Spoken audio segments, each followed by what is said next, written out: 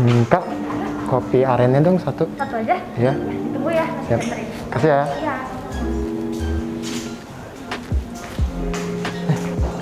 Assalamualaikum. Waalaikumsalam lagi. Bang Ali, bekhair bang? Khair, alhamdulillah. Sehat ya, insyaallah? Khair, insyaallah. Khair, alhamdulillah sehat. Alhamdulillah. Gimana kabar? Apa kegiatan lancar nih ya? Alhamdulillah Gir, sehat semua lancar. Ya, Gimana ente sekarang Gir? aneh. Kegiatannya rebahan-rebahan doang.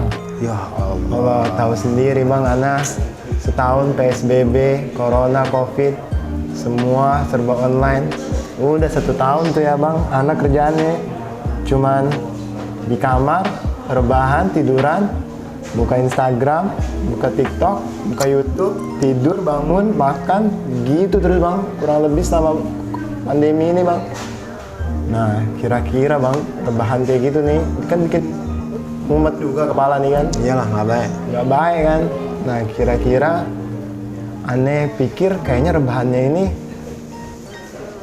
sama lah sama rebahan yang pernah dilakuin sama orang-orang zaman dahulu. Kan ada juga tuh yang pernah rebahan kayak gitu. Siapa? Ashabul Kahfi kan rebahan juga tuh. Ya beda lagi. Nah, rebahannya lebih lama lagi, 300 tahun. 300 tahun dia rebahan. 309 tahun. 309 tahun kan lumayan. Nah, rebahan aneh nih, rebahan kaum milenial sekarang kayak ini sama pemuda-pemuda Indonesia. Itu apa sih bedanya rebahan aneh bang sama rebahan mereka? Ya beda lah, jelas beda. Mereka itu kan salah satu dari tanda-tanda kuasa Allah. Mereka itu adalah ihda min ayatillah. Apa itu? Salah satu dari tanda-tanda kekuasaan Allah Subhanahu wa taala. Rebahannya mereka itu direbahkan oleh Allah. Oke. Kan dari penguasa zalim yang ingin menghancurkan keimanannya mereka akan tauhid billahi subhanahu wa taala, akan tauhid kepada Allah. Sementara kita rebahannya itu kan dibuat sama kita sendiri karena malas-malasan. Kita malas-malasan. Jelas beda dong berarti ya. Iya benar. Terus apa dong berarti manfaatnya tuh? Mereka rebahan mereka sama rebahan kita. Beda, jelas. Apa tuh? Manfaatnya? Berarti kita ngebahas tentang Ashabul Kahfi nih ya. Boleh tuh. Perbedaan rebahannya Ashabul Kahfi sama rebahannya kaum milenial plus 62, warga plus 62. Ya bener nih, kan lagi rame nih. Ya, boleh. Terus. Rebahannya tuh pertama rebahannya mereka kaum Ashabul Kahfi itu direbahkan oleh Allah Subhanahu wa taala. Kita baca ayatnya. Ini menarik nih ayat ini ya. Kita baca ayatnya. A'udzubillahi minasyaitonirrajim. Bismillahirrahmanirrahim. Innahum fityatun amanu birabbihim wa zidnahum huda. Sesungguhnya mereka sekelompok pemuda yang beriman kepada Tuhannya dan kami tambahkan pula hidayah kepada mereka.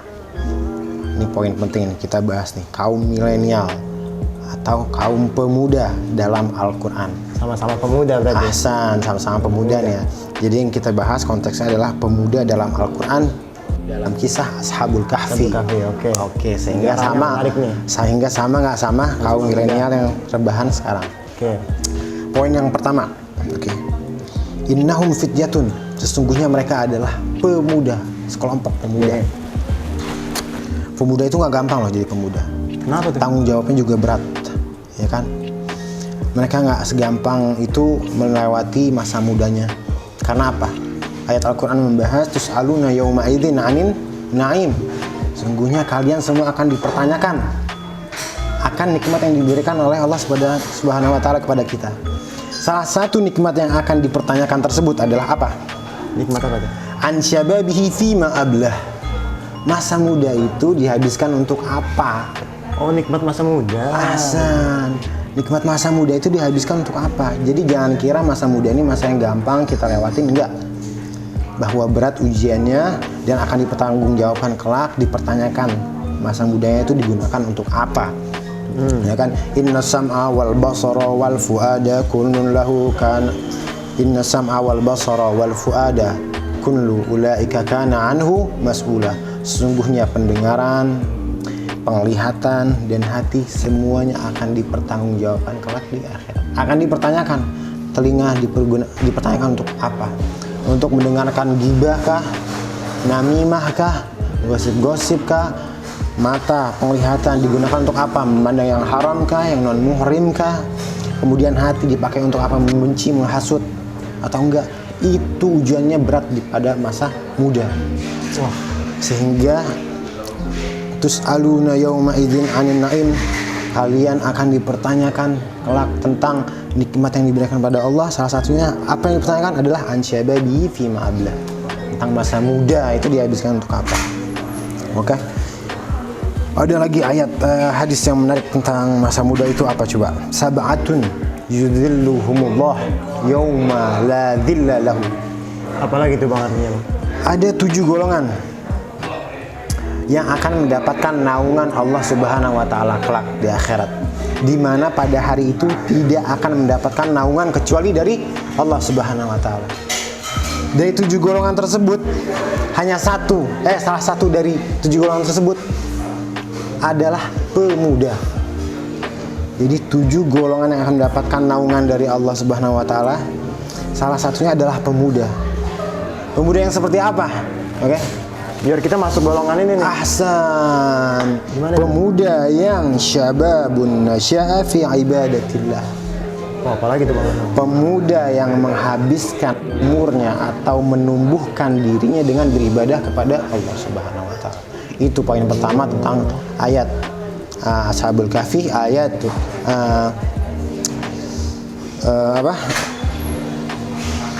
innahum fityatun amanu bi rabbihim wa zidnahum huda. Sesungguhnya mereka adalah pemuda. Nah, pemuda tadi sudah kita bahas, oke. Kemudian poin yang kedua dari setelah pemuda apa? Amanu bi rabbihim. Mereka itu beriman kepada Allah. Jadi sifat pemuda itu apa? Beriman kepada Allah Subhanahu wa taala.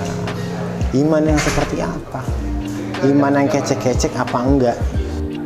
Ya nggak tahu. Ya jelas enggak. Kalau kita mungkin kecek-kecek. Iya, mungkin kita kecek, tapi mereka enggak. Kenapa kok mereka sampai direkam dan diabadikan dalam Al-Quran keimanan mereka? Ya kan? Sejarahnya tertulis. Ahsan, diabadikan dalam Al-Quran keimanan mereka. Iman akan Allah Subhanahu wa taala, di mana pada masa itu kerajaan yang zalim itu mengancam akan membunuh mereka jikalau mereka tidak beriman atau tidak mau menyembah si raja tersebut. Oke, iman ini berlaku dari sebuah hati. Iya, pastilah. Dari hati. Kenapa kok mereka hatinya kuat bisa untuk beriman kepada Allah Subhanahu wa taala? Yang dilihat hatinya. Oke. Allah mensifati pemuda tersebut dengan apa? Dengan hatinya mereka. Bukan yang disifati dalam ayat tersebut, sungguhnya mereka itu dengan parasnya, gantengnya, fisiknya. Ya, Allah tidak mensifati mereka melalui fisiknya, tapi mensifati mereka dengan keimanannya, yaitu hatinya tersebut. Allah tidak puji mereka, tidak mensifati mereka dari tinggi badannya mereka, gantengnya mereka, bener-bener nggak dipandang mereka. Ya fisik mereka. Iya, berewoknya mereka pun nggak semua nggak dipandang, tapi hatinya. Ada perkataan ajib nih yang menarik dari hati. Setelah innallaha la yanzuru ajsadikum walakin yanzuru ila qulubikum, sungguhnya Allah tidak memandang apa? Fisik kalian, tapi Allah memandang apa? Hati kalian. Ahsan. Ada hadis lagi bagus nih, ana cari.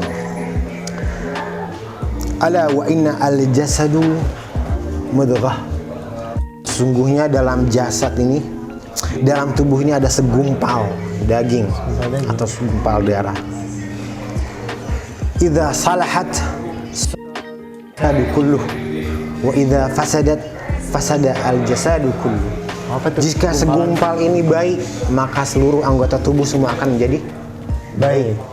Dan jika segumpal ini buruk, maka seluruh anggota badan ini akan menjadi buruk juga. Itu apa itu? Ala wahya al-qalbu. Sungguhnya itu adalah hati.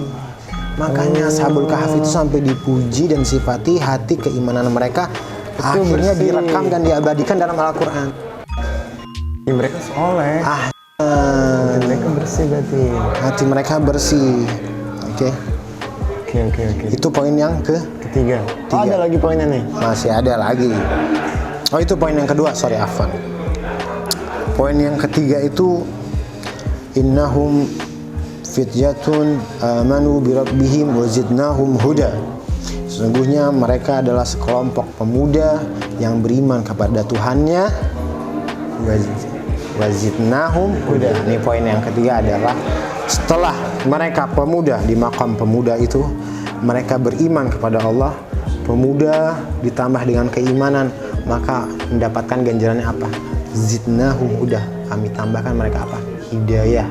Kami tambahkan hidayah dan kami kuatkan lagi imannya. Jadi masa muda ini kita jaga dengan iman kita agar apa? Kita tetap ditambahkan hidayah kepada Allah agar tidak melenceng dari jalan yang Allah ridhai, dari jalan yang Allah inginkan kepada kita. Ya kan? Itu poin yang ketiga. Poin yang keempat dari ayat tersebut, jadi cerita Al-Kahfi adalah apa? Bahwa mereka itu nggak sendirian dalam gua. Betul kan? Ya dalam sejarah sih rame-rame. Ya, rame-rame.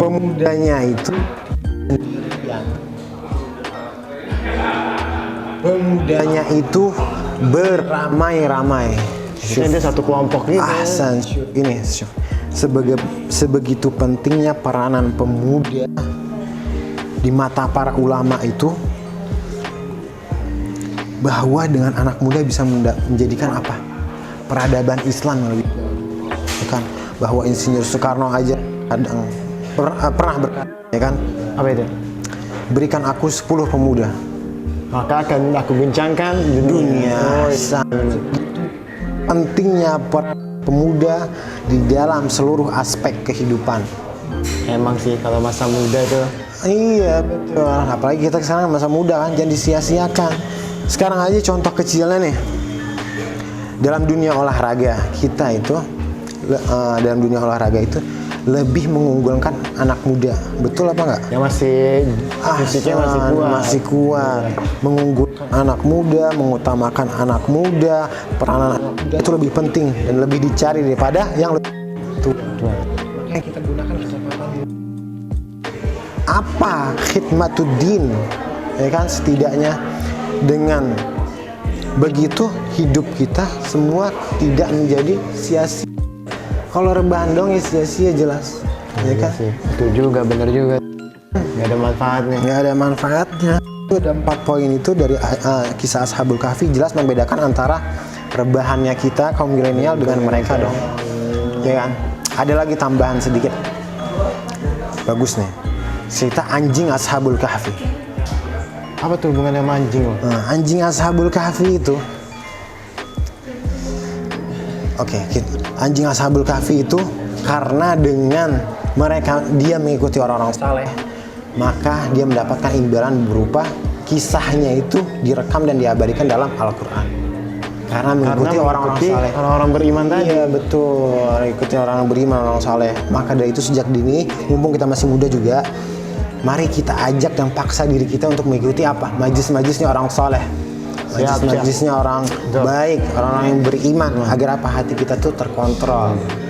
Oke, agar emang ada 5 poin tadi ya. Iya, kurang lebih 5 poin. Berarti emang masa muda kita ini pertama harus dimanfaatkan baik-baik. Betul. Kemudian beriman pada Allah Subhanahu wa taala.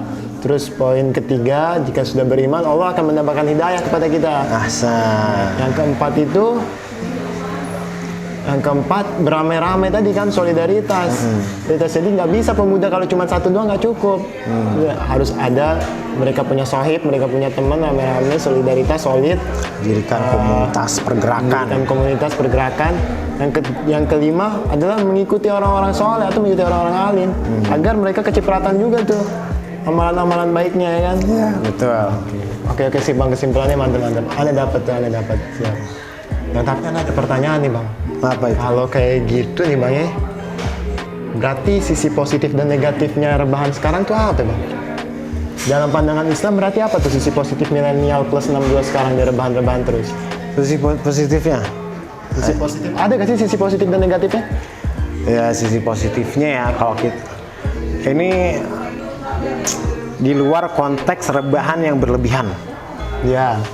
Yang menghabiskan waktu jam-jam dengan iPad, dengan iPhone, buka medsos, Instagram, TikTok. Iya, yang seperti itu ya. Di luar dari konteks itu. Rebahan dari sisi positifnya Ya sekarang banyak orang yang butuh rebahan untuk menghilangkan stres, menurunkan stres, menghilangkan capek, penat, betul nggak? Ya. Itu posisi positif dari rebahan. Bahkan dalam Islam pun ada anjuran tidur qailulah. Apa itu? Tidur qailulah itu rebahan. Jadi nggak harus tidur, rebahan aja. Mau tidur juga boleh atau cuma rebahan aja boleh. Dengan waktu kurang lebih 20 menit. Oh ada ya, dianjurin berarti. Iya, itu efektif katanya. Sangat efektif. Terus kalau negatifnya, sisi Nah negatifnya? itu ntar lu waktu qailulah itu ada yang bilang antara sebelum zuhur atau setelah zuhur, boleh Oh bilang. ada waktu. Itu sisi positifnya. Kalau lihat dari sisi positifnya itu hanya sekelumit itu aja. Tapi kalau sisi negatifnya rebahan bimakna males-malesan, ya itu sangat merugi dong. Ya kan?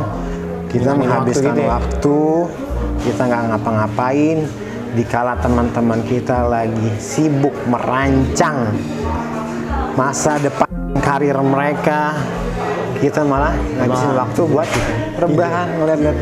Sos. Ya itu sangat merugi, bahkan hidup kita nggak berkah, ya kan?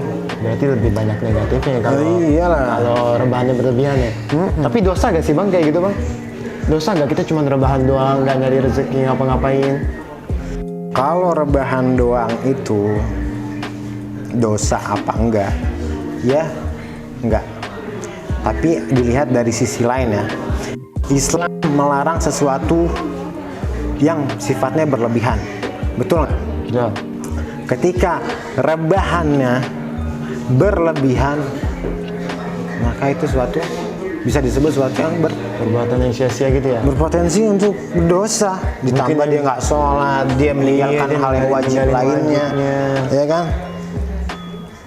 Iya benar-benar, berarti kalau dia rebahan terus dia nggak sholat, dia lupa subuh, kelewatan, zuhur, maghribnya kagak ya kan? Iya. Berarti emang dosanya karena ninggalin itu ya? Ahsan. Terus buang-buang waktu juga sia-sia. Iyalah. Fa idza faragta fansab. Atau kan, jikalau engkau sudah selesai dari pekerjaan ini, langsung bergegas cari pekerjaan lain, aktif gitu loh.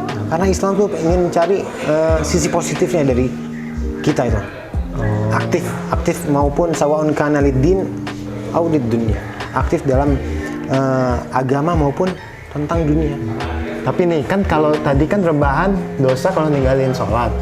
Tapi misalkan Ana rebahan, tapi Ana tetap sholat bang, itu gimana? Jadi Ana rebahan, buka medsos, Instagram segala macam. Tapi kalau datang waktu sholat, Ana tetap sholat, rajin. Oke. Rajinnya cuma sholat doang. Rajinnya cuma sholat doang. Iya, itu dosa nggak itu rebahan? Jadi konteksnya hanyalah antara rebahan dan dengan sholat.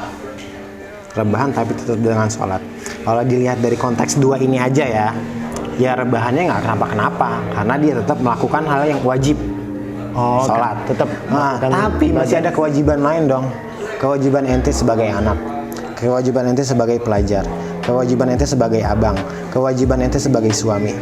Ya kan? Kewajiban seseorang istri terhadap suami. Kan masih banyak kewajiban-kewajiban lain. Sehingga kalau ini semua dilalaikan karena kita cuman pengen rebahan doang, jadi hal yang apa?